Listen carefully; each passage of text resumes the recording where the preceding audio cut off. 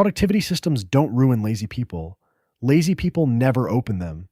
They ruin the ambitious ones, the people who care the most, try the hardest, and can't figure out why the more they optimize, the more lost they feel. And the more disciplined you are, the more dangerous this gets. I'll show you why, but stay with me, because the real reason is buried 3 layers deep. And the last one is the one nobody says out loud.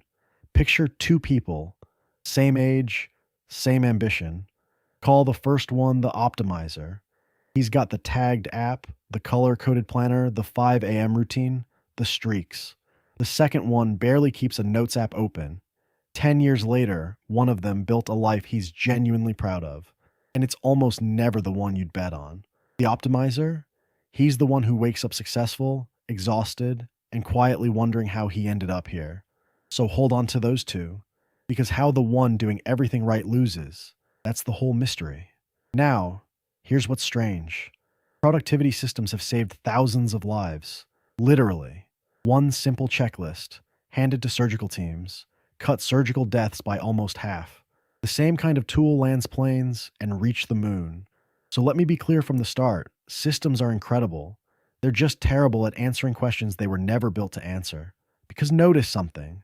Every one of those engines runs toward a destination somebody already chose. The cockpit knows the airport. Your life didn't come with an airport. A system gives you horsepower and says nothing about where to point it. An engine without a compass. That feels like the whole answer. It isn't. Because it doesn't explain why smart, self-aware people keep flooring the engine for years, even when they can feel they're lost. Here's the part everyone misses.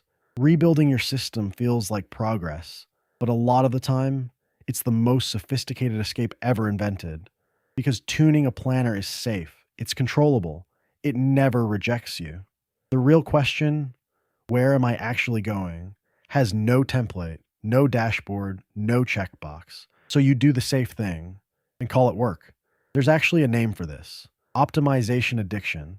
And once you have a name for it, you'll catch it everywhere, starting with yourself. Because a productivity app doesn't really sell you organization, it sells you hope.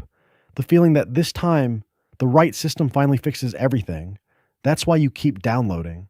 Not because you're disorganized, because hope is addictive. But even that isn't the worst part. The worst part is what optimization addiction protects you from. Because while you perfect the route, you never have to ask if you want the destination. And a system will carry you there anyway, flawlessly, for years. So imagine this. You wake up at 35, every goal hit, every box checked, and you realize the entire list belonged to someone else. Your parents, societies, LinkedIn's, everyone's, except yours. It was never about wasting your 20s. It's becoming extraordinarily successful at a life you never wanted. A perfect engine, roaring, pointed at the wrong horizon. And remember the optimizer? Here's the twist. He didn't fail because he lacked discipline.